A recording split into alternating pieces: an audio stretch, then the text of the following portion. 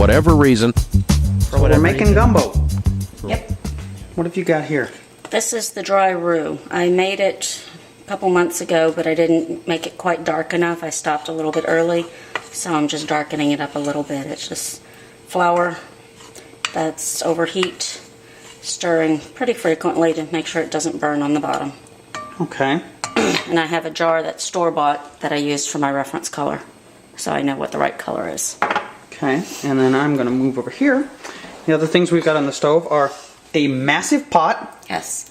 I'm not going to make this much gumbo, but I like cooking it in a big pot. And then this what's is some back turkey there? broth that I made yesterday with some turkey carcasses, and I just boiled it with onion, carrot, garlic, celery, and water, salt and pepper, or a bunch of peppercorns. And then you did... I strained it out, and I refrigerated it overnight, and I'm just going to get it hot so that whenever I'm ready to add liquid to my gumbo later, it's hot, because you want hot liquid added to the hot gumbo. Whoops, I'm getting a little bit of burn, can't be careful. Let's come over and look at that. See, that's bad, you don't want burn. Okay. But it is turning a nice chocolatey color. Right. It looks like Nestle's Quick. Yep. Alright, now you did one other thing over here, which you can talk about it from there. This is goop, as you lovingly call it. It's red bell pepper and 2 small yellow onions that I put in the food processor and blended until it was what I like to call slushy. Now, that's not a necessary step for gumbo, but you do it in order to make it smoother? I like the smoother texture. I like the way it comes out. I like the way it cooks down better. Most people just chop the vegetables. I like them blended, so that's just my preference. I have a question for you. Yes? You just said that you used turkey stock back there, but aren't you making chicken and sausage gumbo? Correct.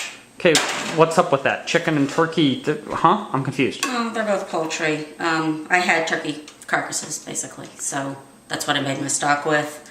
There's not a whole lot of difference between the two. You can just as easily make a turkey gumbo if you have turkey meat, or you can make a chicken stock if you have chicken carcasses. What if somebody didn't have the carcass? Could they use like a broth or something? You can use water. You don't even need broth. You can just use water in place of what I'm using for the stock, but if you use a stock, it gives it a much better flavor. So what I do is when I buy a rotisserie chicken, or whenever we cook chicken, like a chicken on the grill or something, I save the carcass and I make a stock with it and throw it in the freezer, and then whenever I'm ready to make gumbo, then I have my stock ready to go. And it doesn't matter if it's chicken or turkey, they both will work equally fine. I'm trimming the large amounts of fat off of the chicken pieces. I buy all thighs and I try to get bone in because I think the bone gives it a better texture and flavor. And especially if you don't have stock, I seriously recommend bone in. You don't have to use just thighs. You can use a whole chicken. You can use whatever pieces you want. This is just what I like to use.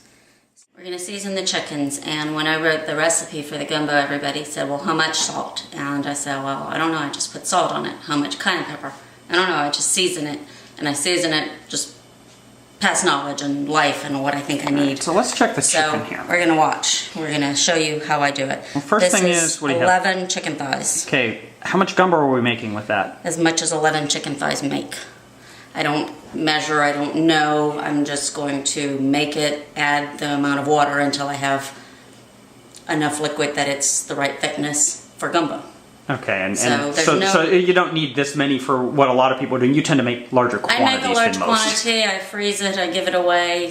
When I'm at gumbo, a lot of people come and eat it, so I'm not worried about having too much. Okay, so there is no magic to the quantity. There's no magic. Just do whatever you're comfortable with. Okay, so this is the kosher salt, and I just take it in my hands and I just sprinkle it over the chicken to get a nice coating. How much is that? I don't know. I just make sure I've covered each of the chicken pieces nicely with kosher salt. And then I have a little bottle that I put my cayenne pepper in, and I sprinkle cayenne pretty liberally, making sure I have some on each chicken piece. I can hear our spice-impaired friends going, no! Oh, good. But remember, I'm not even seasoning this as much as the whole pot's going to be need to be seasoned later. I'm going to re-season the gumbo broth once it's cooked. This is just to get a good flavor in the chicken itself. So basically, this stuff's that seasoning is gonna tend to wash out once we get. There's going to be so much liquid in the pot. This is by no means too spicy. I mean, honestly, this is how I season chicken for just about any way I cook it, and so it hasn't killed us yet. Now I'm going to add the oil to the pot. I have the burner on medium-high, and it's a really high BTU burner, so it's probably high for most stoves. Again, a much larger pot than is necessary, but it will allow me to brown all the meat pretty much at once. And I'm going to, because it's so much meat in such a large pot, I'm going to put a good amount of oil in the bottom. That was probably a tablespoon and a half. Alright, we've talked about shimmering, and if you look at that light bulb in the bottom of the pan, see how it's sort of morphing around? That is the shimmer of which we speak. So you have your oil ready. And now that the oil is hot and shimmering, I've moved the pot around to make sure the bottom is completely coated with oil. And I'm going to just start putting my chicken pieces. And you hear the sizzle because it's hot. So at this point you're pretty much just going to brown the two sides of the chicken. I'm going to lightly fry the chicken, not cook it through, just get some color on it. How long do you think it's going to stay in there? It'll probably be about 5 minutes per side. This also is not a necessary step, and you'll see a lot of gumbo recipes that don't do this. It's one of those things, that's how my family does it. Some people just boil the chicken. They like it with a little bit of extra flavor from the fry. Well, you're going to get the extra flavor from frying it, plus the seasoning's going to stick to the chicken better, whereas if it was boiled, you'd have to get everything out of the broth. Right. You can get a better idea of how much cayenne there is on the chicken there. Let me back out, and you can check them. Stay out of your way. And look at that lovely brown on the chicken. So we're just going to turn them. Again, we're not looking to cook them through. We just want a nice browning. So we've been cooking for probably 8 to 10 minutes now. Yeah. And you said it doesn't have... It's not quite brown enough. I don't want it cooked all the way through, but that's not quite brown enough. So I'm going to put that back down, but I'm looking at other pieces. Some of them look like they are dark enough, so I'm going to take some of them out. I'm just putting them in a bowl, and they're just going to sit on the side while I build my gumbo base, and then once the gumbo base is built, then we'll move the chicken back into the gumbo to finish cooking.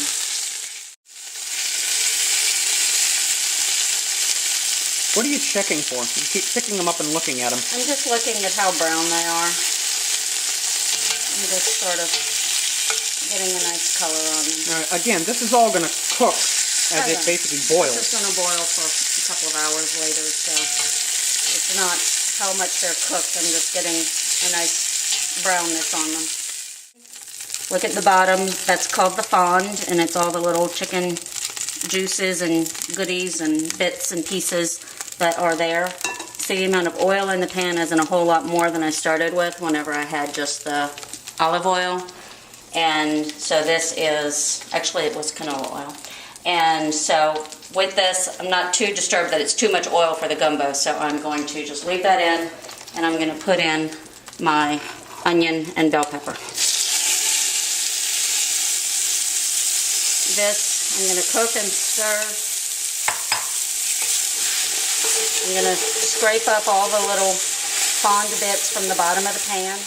And so what we do is I use a flat bottom. This is a bamboo scraper or a bamboo spatula. It's great for scraping the bottoms of the pan.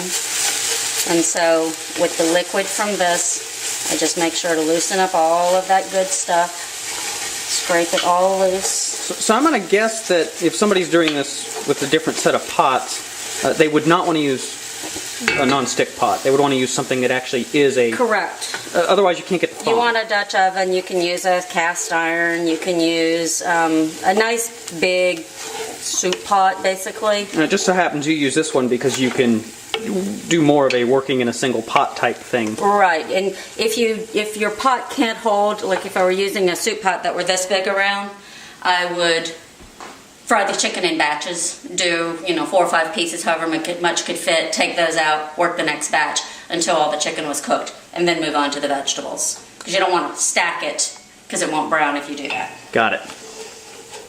So how long do you cook this for? Cook this, I usually cook it probably 10 minutes because I like to make sure the vegetables are well cooked and really starting to break down. They brown just a little bit, and then I'll add my roux to this. Then about another 5 minutes, and everything is cooking along just fine here. Still just getting liquid to cook out, and everything is drying up as Nanette indicated earlier. Not too far from adding the roux.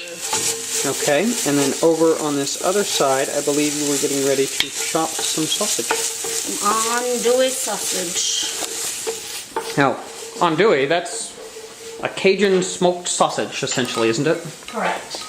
Alright, and I'm going to reach over here and flip this around. Larger chunks of pork in it.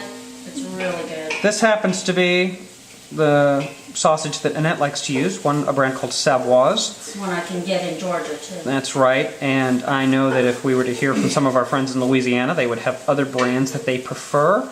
If you can't get andouille, you can get away with doing a smoked sausage. Smoked sausage is fine. This just adds a different flavor profile that's more authentic. Alright, and you've got your, which knife do you have there? That's your Santoku. Your Santoku. Alright. Are you going to break it into smaller pieces, or do you leave it in rounds like that? I cut each round into quarters. Okay. Because I don't like a huge mouthful of sausage. I like a little piece of sausage in each bite. So you have diced up your sausage. Right, I saved these 2 pieces because I wanted to show you in the cross piece, there's quite a lot of fat in this. I don't like to eat all that fat, so the next thing we're going to do with the sausage is remove some of the fat. But now I will. You don't mean cut it out? I'm not going to cut it out, I'm going to boil it out. Ooh. This is the dry roux. I'm going to add it in slowly and making sure it's well incorporated. Just going to sprinkle it over the vegetables. If it starts getting too thick, I'll add some stock. Now, when you set out the roux originally, was that something you measured, or did you just put some? I just put some. Okay. I never know how much roux. Again, it's not a formula. I do it to taste. It's not unusual for me to make an entire pot of gumbo, taste it, and it doesn't have enough roux, at which point I have to mix some with boiling water or with additional stock and add more roux to the pot. How is the smell changing as I do this? I can't. You can't tell? I can't tell right now. Okay. This is getting too dry, so I'm going to start adding some stock. And you could do this with water if you, Yes. if that was what but you it had. should be hot. It shouldn't be a cold water. Okay. So are you going to use all of that roux that you got over there in the pot? Yeah, I think so. For this size, for this amount of chicken, yeah. Are you going to reserve any in case you need to add more later, or are you just going to pull some more out? I'll make some more or pull some more out if I need some more. So notice it now has taken on a color almost of... See how much darker it is? It's almost like... So that's really a dark roux. It looks a lot darker when it's wet because, like, if you wet a paper bag, it gets darker, right? Same So we've taken on the brownish color almost of refried beans at this point. Yeah, it's probably about that color. So you've added the rest of the roux and probably 3 or 4 more ladles full of stock at this point, and there's quite a bit more stuff in that pot than we had earlier. Right.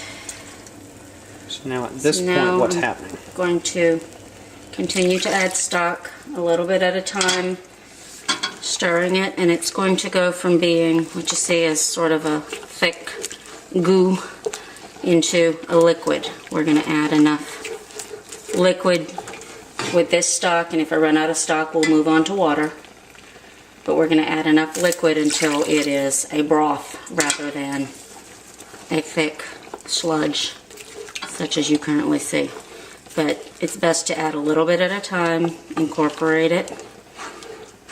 You can also see that it's becoming a nice gravy. If I were making a stew, I'd stop here. Of course, I'd also be using a lighter roux, because this roux is dark enough that it's not going to do a lot of thickening. It's going to do flavoring, but not thickening. A lighter roux thickens more. So once it became soupy enough or liquidy enough, right, you went ahead and poured the rest of the stock in. Correct. Instead of scooping it in little by little, you just went ahead and poured the rest in. Right, once it was a liquid. Let's see how it's moving liquidy instead of solidy or slushy like. So what would this be like if we tasted it right now? It would not taste good because it would taste like burnt flour, and it's very bitter. The roux hasn't been seasoned, and so right now there's very little seasoning in the stock, and the flavor of the roux would overtake it. And so I know as a child I would always smell it at this point. Oh, Mom, I want to taste. And she'd go, it's not good, it's not good. And I would beg until she'd let me, and I was always horribly disappointed. So what I'm going to do is season the broth. I'm going to put salt and garlic powder and a few other things. Not a lot, just to get it on the way to be seasoned, and then we're going to add the chicken back in and let that boil and let the chicken juices season it. I'm ready to season. You added a little bit of water to I added some water. I didn't think I had quite enough liquid there. I just want to see. Give you an idea how deep it is. So it's about 1 inch deep. But that's a really big pot. So I'm going to put a couple of big pinches of salt. And I know this will not be my final seasoning, but I just want to get it on the way to being seasoned. This is garlic powder. I'm just going to sprinkle some in. After the chicken has cooked in it and it's had some time, this is some time, I'm sorry. After it's had some time? Yeah, yes, and after it's had some time to cook, I'm going to retaste it and adjust my seasonings based on what I like.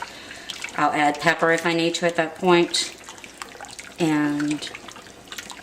But I'm not going to add too much pepper because that sausage that I'm going to put in later is very spicy. It also has a lot of salt, and so I always try to under-season the gumbo until the sausage goes in. Okay. Right now I'm going to add the chicken back in. And all the juices that have collected at the bottom of the chicken bowl. Now, where's your heat on that pot? Is it still on medium-high? I have it at about medium. I'm actually going to increase it until once the chicken is back in, it's going to cool the liquid down. And I'm going to increase it until it comes to a nice simmer. I want it to be boiling lightly.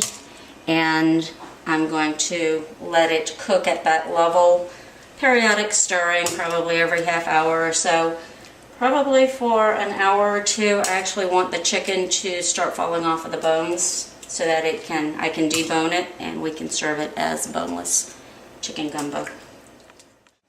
So here is your sausage. Right.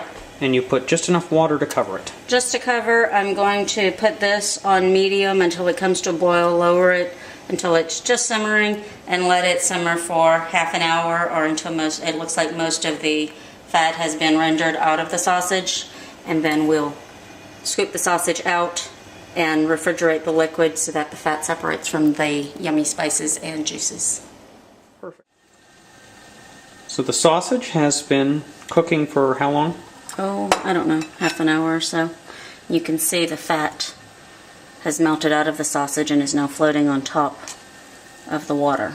All right. So at this point, I'm just going to take a slotted spoon. Take a slotted spoon and get the sausage out of the water. Obviously not all of the fat is out of it, but a lot of it is. But what happens is you also lose some flavor. Some of the seasonings leach out into the water while you're simmering it. So what I'm going to do is concentrate this. I'm going to boil some more of the water out, keeping the fat and the seasonings in the pot. Then I'm going to refrigerate the small amount of liquid that's left.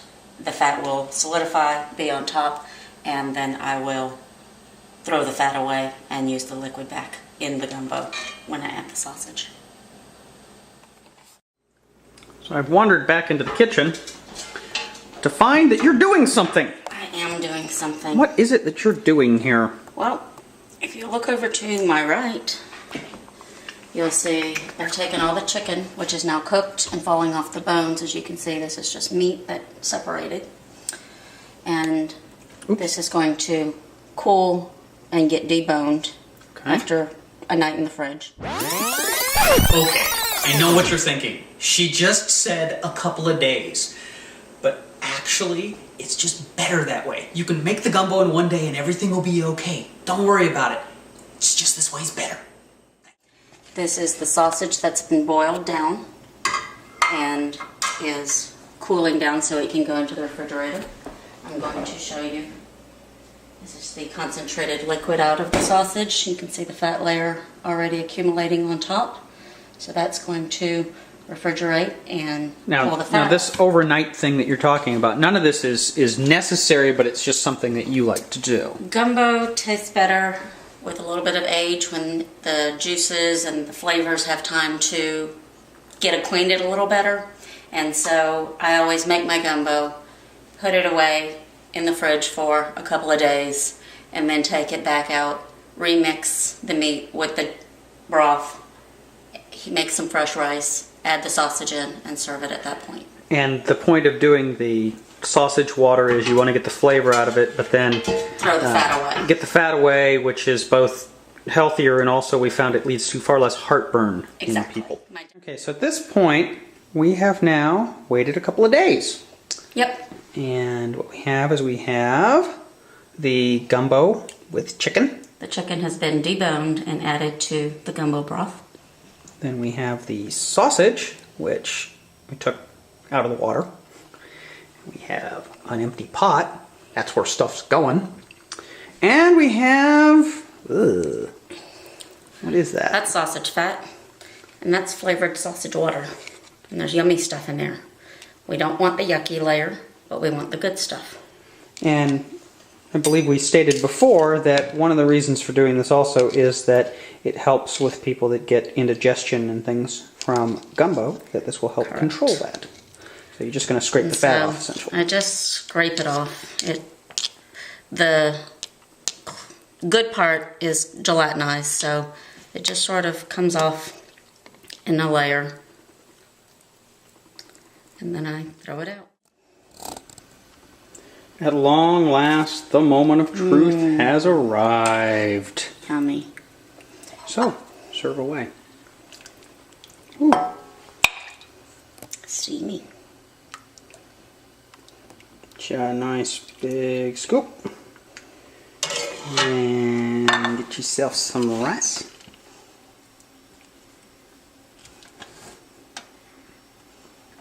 And remember, this is the short grain rice. I mean the medium grain rice, not short. Medium grain rice, which I like. Because it's a little bit more starchy and nice. And then put out that much rice, and then we'll top it off with a couple of shakes of gumbo filet, which is ground up and dried sassafras leaves. And enjoy. For whatever reason. For whatever reason. For, whatever reason. For whatever reason. For whatever reason. For whatever reason. Whatever. For whatever reason.